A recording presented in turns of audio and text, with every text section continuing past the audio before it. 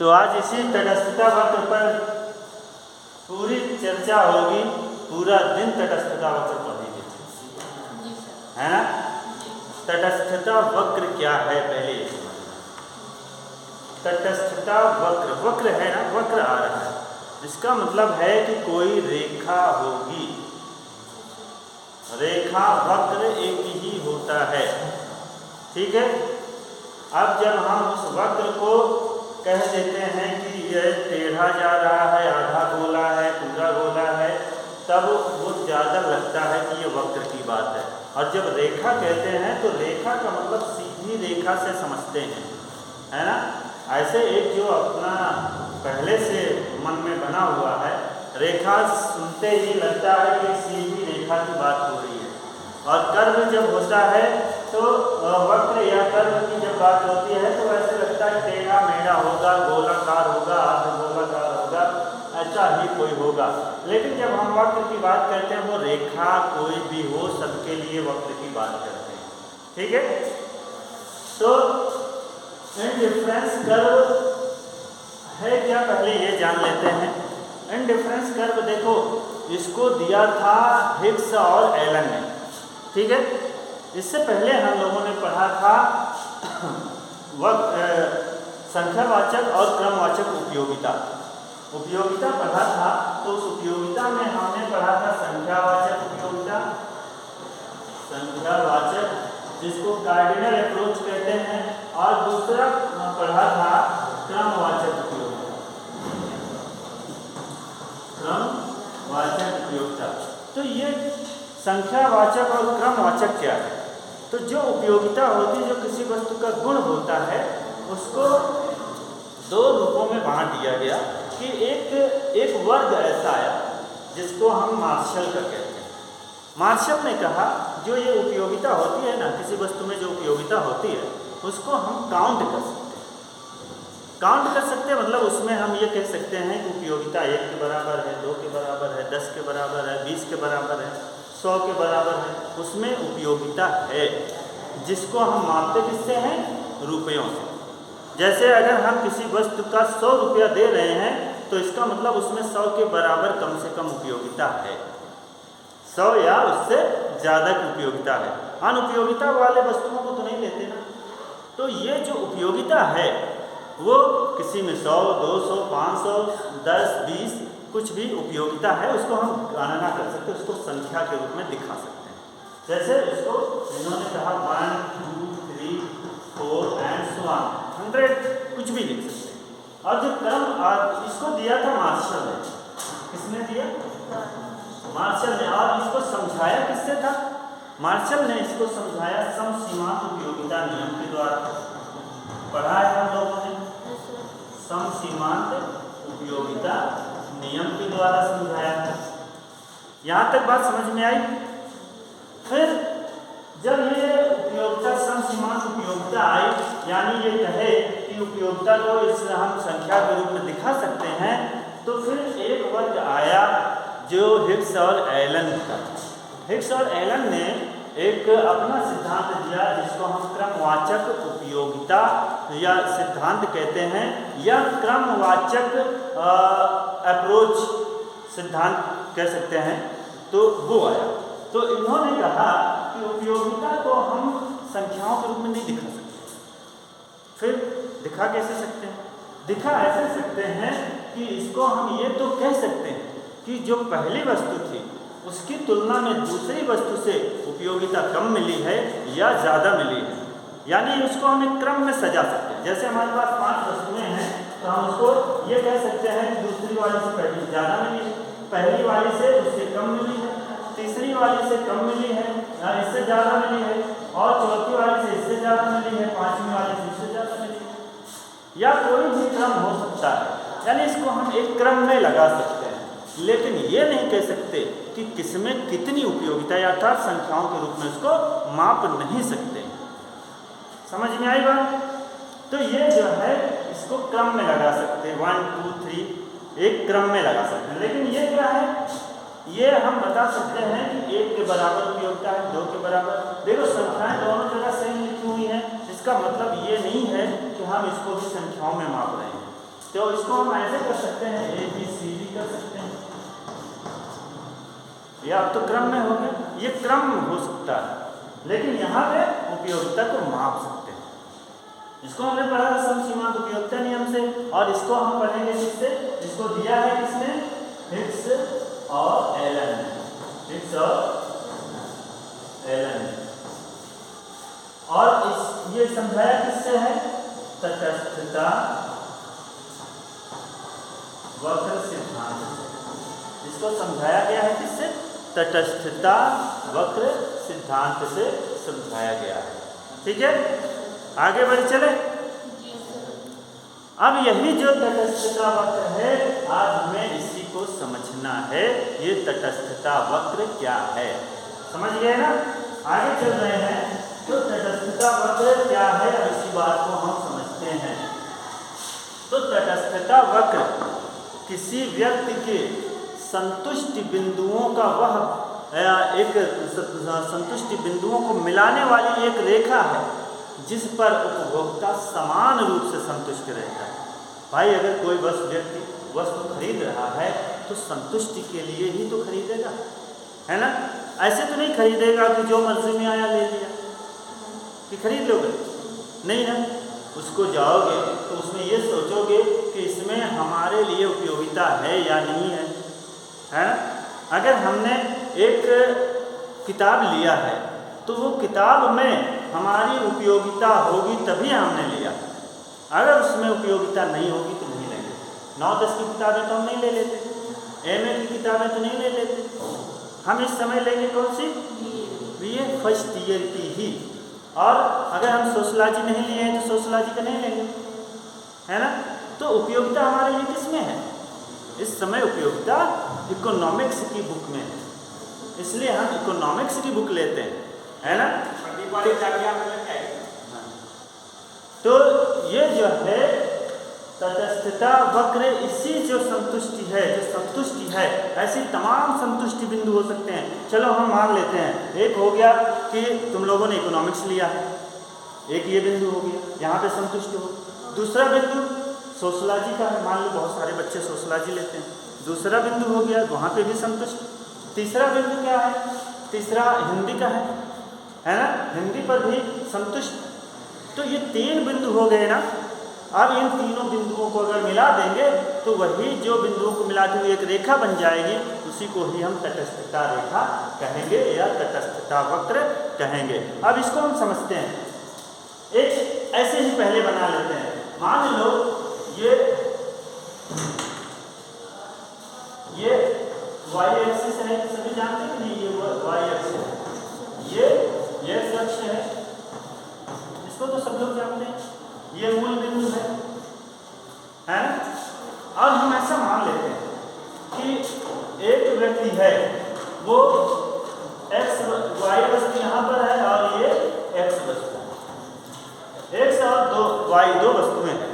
इन दो वस्तुओं से कोई उपभोक्ता, कोई भी उपभोक्ता, जैसे आप लोग, हम लोग, कोई भी उपभोक्ता का मतलब जो यूज करने वाला, जो प्रयोग करता है, वो दोनों वस्तुओं से एक यहाँ में संतुष्ट है, दूसरा यहाँ में संतुष्ट है। अगर वो इसको बदल दे तो अनधिमान का मतलब है बार बार बदलना, अनधिमान का मतलब एक जगह पे स्थिर न रहे। तो यहाँ पे फिर मान लो वो ये सोचता है कि इसको करके देखें, यहाँ पे हो तो उसका बिंदु यहाँ आ जाता है, फिर ऐसा करके देखता है कि यहाँ पर आ गया। तो अब इन सारे बिंदुओं को मिला दिया जाए तो एक जो रेखा बन जाएगी, इसी को ही तटस्थता रेखा कहते हैं। ठीक है, अब सबसे पहले हम इसकी मान्यताएं देख लेते हैं, उसके बाद आगे का काम कर लेंगे। मान्यताएं क्या है? सबसे पहली बात तो ये है कि उपभोक्ता को 2 ही वस्तुएं दी जाएं, केवल 2 ही वस्तुएं। 2 वस्तुएं, एक ये हो सकता है कि उसके पास कोई फल ले रहा हो और एक पैसा, एक रुपया पैसा, कुछ भी हो सकता है ना। तो 2 ही वस्तुएं हैं, दोनों पे वो समान संतुष्ट हो। दूसरा पॉइंट ये होना चाहिए कि हर बिंदु पे उपभोक्ता समान रूप से संतुष्ट होगा, है ना। जैसे मान लो हमें भूख लगी है तो हम चाहे 2 रोटी खा लें तब भी भूख हमारी मिट जाएगी, और अगर हम 1 रोटी और 1 चम्मच चावल खा लेंगे तब भी भूख हमारी मिट जाएगी।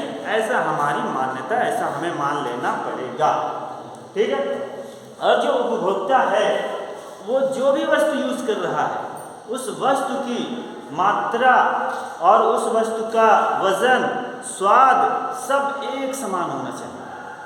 सभी एक समान होना चाहिए। मात्रा और उसकी साइज भी समान होनी चाहिए, अलग अलग नहीं हो।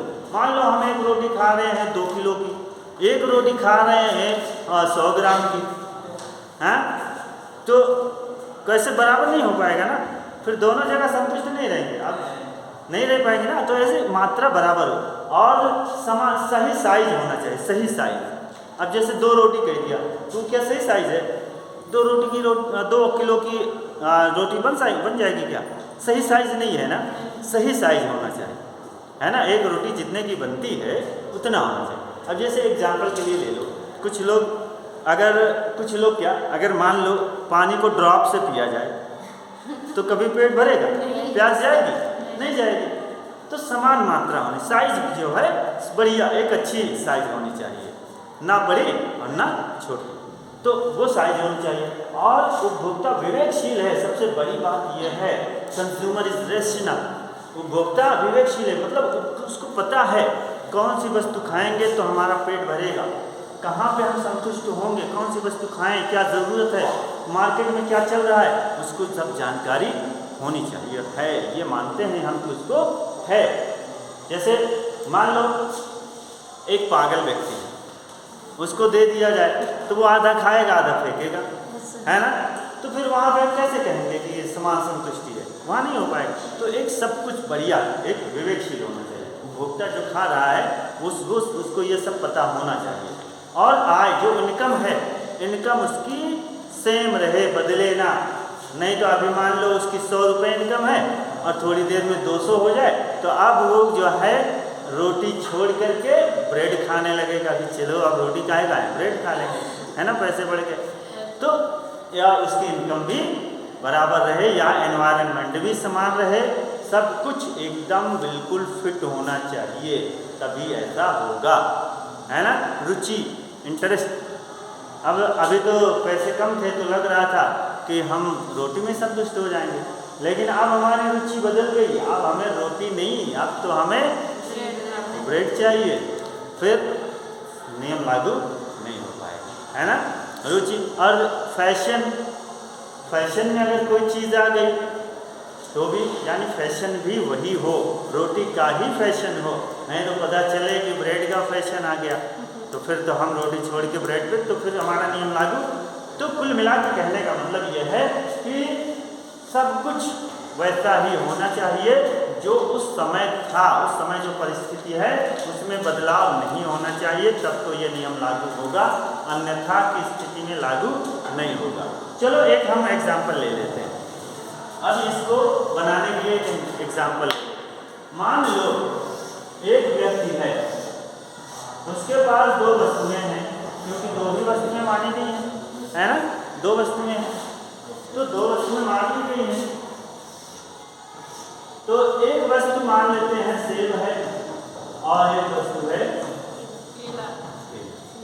किसका फेवरेट है? किसी का फेवरेट है इनमें से कुछ? नहीं है। अगर कोई अपनी फेवरेट चीज लिखवाना चाह रहा है तो हम यहाँ लिख देंगे, हैं? सेब फेवरेट है तुम्हारा, अभिलाषा का फेवरेट है सेब, और कोई अपना फेवरेट लिखवाना चाहे तो हम लिखते हैं अनार। चलो केला किसी का नहीं है, यहाँ का नाम है। ज्योति का फेवरेट है अनार, ठीक है। चलो, तो सेब और अनार 2 वस्तुएं हैं और व्यक्ति को हर एक पॉइंट पे संतुष्ट होना है। तो मान लेते हैं एक संयोग ए आ जाता है, इसको हम संयोग लिख देते हैं। संयोग का मतलब है जहाँ पे संतुष्ट होंगे वो, संतुष्टि का बिंदु कह लें, संयोग कह लें, या ये कह लें कि जो उपभोक्ता के निश्चित पॉइंट है, तटस्थ पॉइंट है, वो कह लें। तो ये संयोग है, ठीक है। अब ये संयोग है कोई, ये संयोग पर एक व्यक्ति 5 सेब खाता है, 1 सेब खाता है, एक सेब खाता है और अनार के मान लेते हैं वो 10 खा लेते हैं, तो यहाँ पे उपभोक्ता क्या है? संतुष्ट, खुशी है ना, कि पेट भर गया, पेट भर गया, हाँ अफर गए तो जानते हैं यहाँ भी व्यक्ति अफर जा रहा है। फिर बी पॉइंट आता है और ये इसकी एक मात्रा बढ़ा देता है, एक मात्रा बढ़ा देता है तो इसकी कितनी मात्रा छोड़ देगा? इसकी हम मान लेते हैं कि 4 मात्रा, ये 3 छोड़ देता है तो ये 7 एग्जाम्पल के लिए मान, है ना। अब यहाँ भी उपभोक्ता खुश है, पेट भर गया, अफर गया, समझ गए, संतुष्ट है। फिर इसकी एक मात्रा और बढ़ा लेता है, अब वह इसकी 5 मात्रा कर देता है, यानी 2 छोड़ देता है। अब यहाँ भी उपभोक्ता खुश है, संतुष्ट है ना, पेट भर गया। फिर ये आ गया, मान लो एक और बढ़ा दिया 4, अब यहाँ पे कितना करेगा वो? ये भी 4। अब कितने छोड़ दिया? 1 छोड़ा, है ना।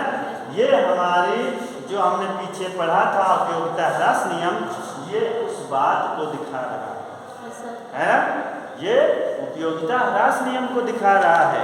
तो फिलहाल हम उपयोगिता ह्रास नियम पीछे पढ़ चुके हैं, अभी इसको यहाँ पढ़ रहे हैं। अब हमें ये देख, इसी बात को हम एक इस पर दिखा देते हैं, ABCD हमारा 4 पॉइंट आया।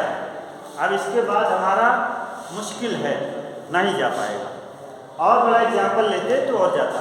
तो चलो हम इसको जो है एक उस पर दिखाते हैं, सेम यही आएगा, देख लेना, इसको मिटाते हैं।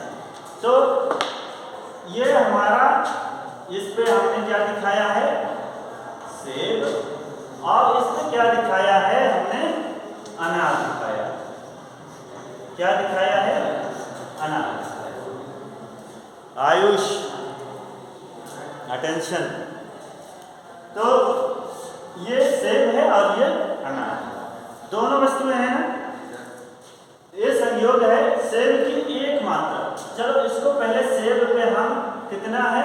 सेब हमारा, सेब इस पे दिखा लेंगे, क्योंकि सेब हमारा जो है वही इसको बदल रहा है, कि इस पे सेब दिखा दो और इस पे अनार दिखा दो।